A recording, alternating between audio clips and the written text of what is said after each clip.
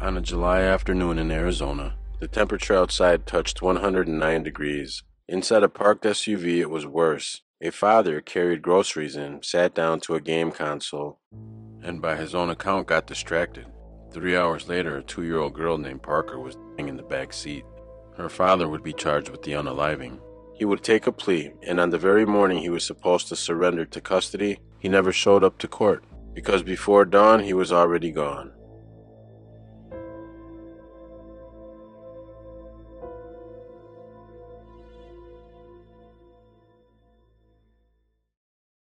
At around 4 p.m., 911 gets a call. Police and fire respond to a home near Paseo Rancho Acero and Peyton's Court. Paramedics find a toddler unresponsive in the rear car seat of a vehicle parked in the driveway, and paramedics work on her frantically, trying to get a pulse. Later, the medical findings will note a body temperature of around 108.9 degrees. It was a 109-degree day in southern Arizona. In interviews and body cam footage described by reporters, the father, Christopher Ryan Scholtes, tells officers his daughter fell asleep. He left her in the vehicle with the air conditioning on. He went inside to put food away. Then he says he got distracted. Investigators say home and neighborhood cameras later established the elapsed time, roughly 3 hours until his wife arrived and opened the car door.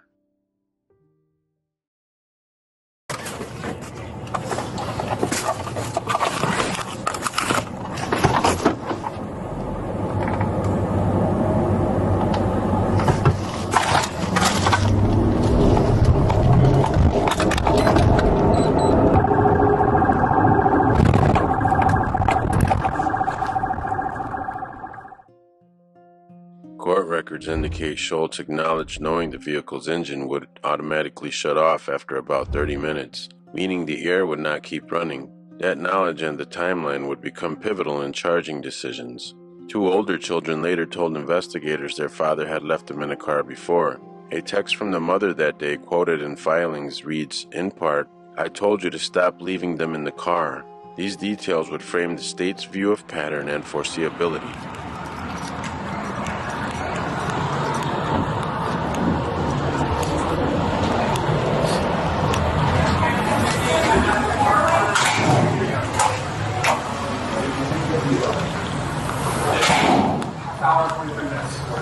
The car's been on.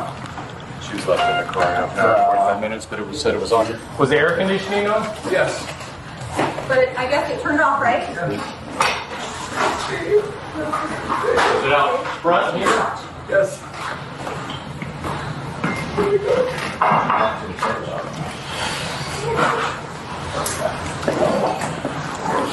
Hey, do you want to come over? Yeah.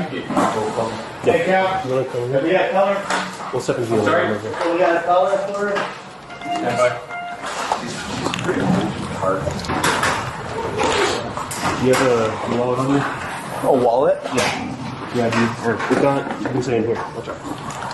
What's your first name? Chris. Chris? Yeah. Okay. Short for Christopher? Yes. Okay. CH? Yes.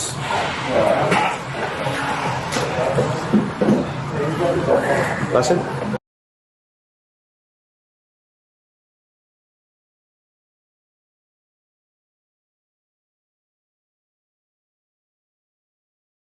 Okay. What's your child's name? Same last name? Yes. 2.5. Date of birth? Okay. No. Please, baby. Please, baby. Please.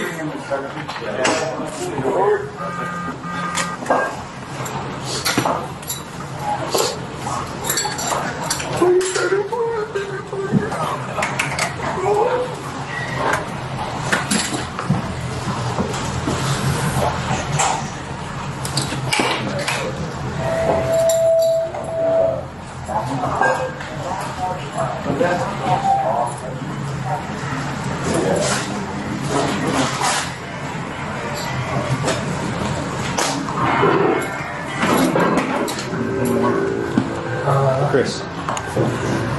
Oh, yeah, have a seat somewhere, okay? What's going on? Why are you with me? because we were first responders and we were on scene. And anytime they call us, anything like this happens, they call us because they know we're running out and about.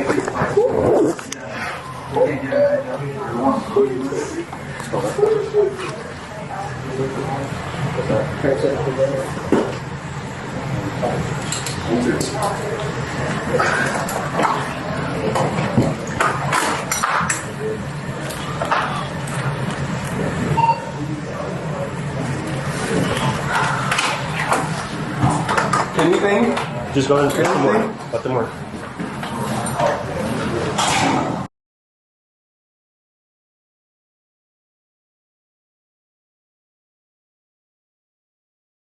They're working on it right now. Just, I'm not sure how it's going to go. Hey, Chris, just go ahead and see, okay?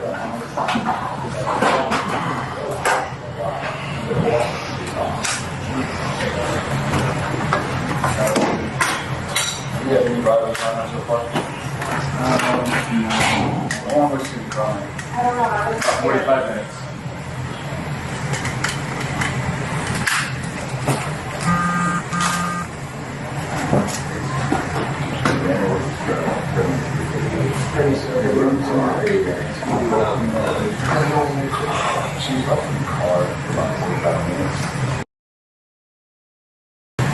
The AC was on.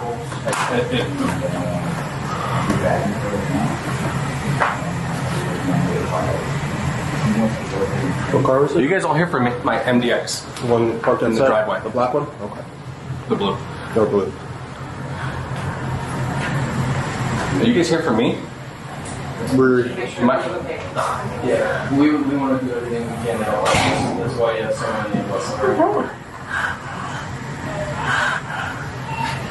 This is my worst nightmare.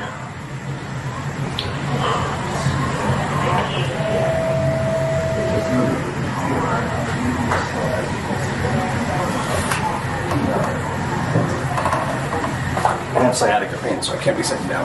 okay. Please, baby, please. Anything. Just let them focus. You want to step outside? Hey, Chris.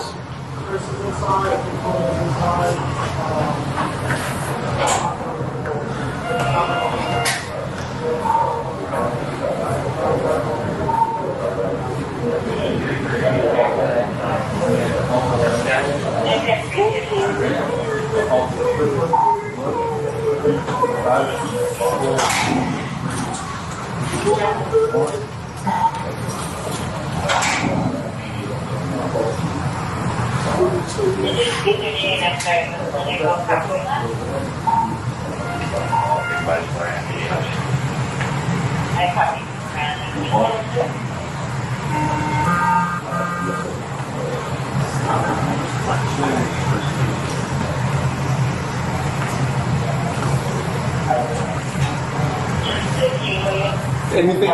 Anything.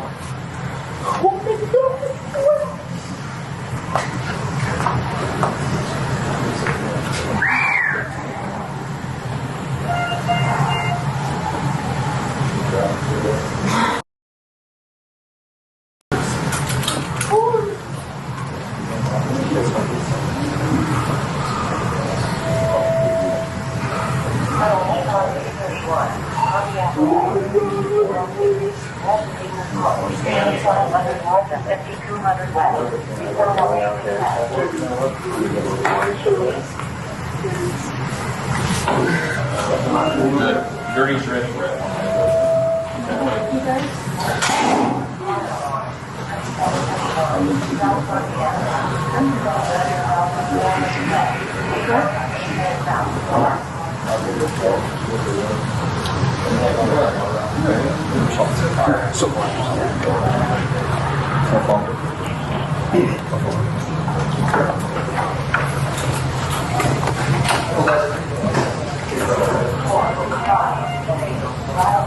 Clinic 45.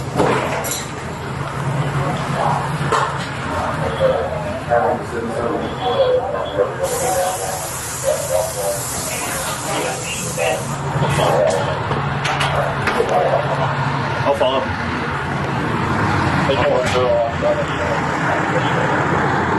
Alright, turn around. Yep.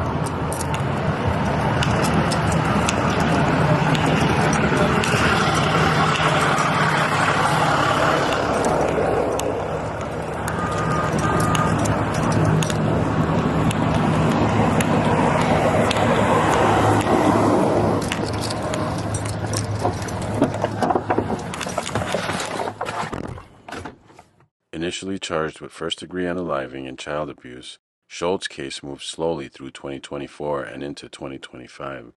Prosecutors allege he left his toddler in the SUV and then became distracted by video games inside the house. Some documents and reporting also reference searches for adult content on a game console during the relevant window, details that ignited public outrage and headlines nationwide. But in October of 2025, just before the planned trial, the judge ruled jurors would not hear allegations about pornography searches, finding it inadmissible under Arizona's evidence rules. Whatever its shock value, the question for a jury would be narrower. What did the defendant know about the risk? How long was this child left? And what was his state of mind? This is important. Public anger often hardens around the ugliest sounding fact. Courts, however, must ask whether the fact is reliable, probative, and fair. The adult content search detail was out. The timeline, temperatures, prior behavior, and his own statements stayed in. Trial was looming, then a dramatic turn. Scholtes pled guilty to second-degree unaliving and intentional, knowing child abuse. Under the deal, he faced 20 to 30 years of flat time. No early release, served consecutively on the 2 counts. Sentencing was set for November 21, 2025. The plea deal spared the family a contested trial and removed the possibility of a life sentence or death penalty exposure from the first-degree count. For prosecutors, it locked in accountability. At a term they argued fit the facts. For the defense, it ended uncertainty. For the public, it guaranteed punishment. Flat time matters. 20 years means 20 years. 30 means 30. And the judge would decide where in that range to land.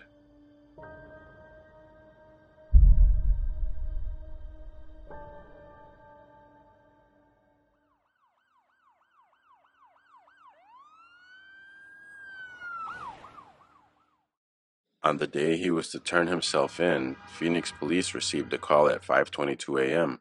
Officers found Christopher Scholtes, 38, deceased inside a home near 7th Street and Northern Avenue. Authorities publicly described the case as an apartment suicide under investigation by Phoenix police and the medical examiner. He would not appear in court, and he would never be sentenced. It's a hard sentence to say out loud. A family who buried a toddler now faced a second death, and a justice system prepared to speak on her behalf lost its defendant before the judge could speak on the record. We cannot know the private mind of a person in their final hours. What we do have are the pressures that were visible. Imminent incarceration, 20 to 30 years flat time, national media attention and outrage. Family statements and texts about prior incidents, judicial rulings narrowing but not softening the case, and a scheduled surrender just hours away. True crime can slip into spectacle. This story demands the opposite. Avoid speculation that points to the child's family members in simplistic terms. The mother's private grief and the siblings' privacy deserve respect. As for the defendant, we can hold 2 truths. He pled guilty to killing his daughter by leaving her in the car for hours, and he also died a human being in pain. Accountability and compassion are not enemies. If you made it this far in the video and you find this content interesting, please consider subscribing and dropping a like for your boy. Thanks for watching, and I'll see you in the next one. Trust me, I hear what you're saying, but act like it's new what you're telling me. I'm curious, George. I hop in the Porsche, 5 and a horse. I'm ready for war. I'm coming for throats to turn to a ghost. I need to know everything. Now you be surprised at the info you get is by letting them talk, so I'm letting them talk. Gotta keep quiet, maneuver in silence to let them in. Chalk up their body, another one body, that's just how it go. I got some secrets, I'm shaking the game so they stay on their toes. Stay in your lane, I to stay on the go. I can play with the pros and act like a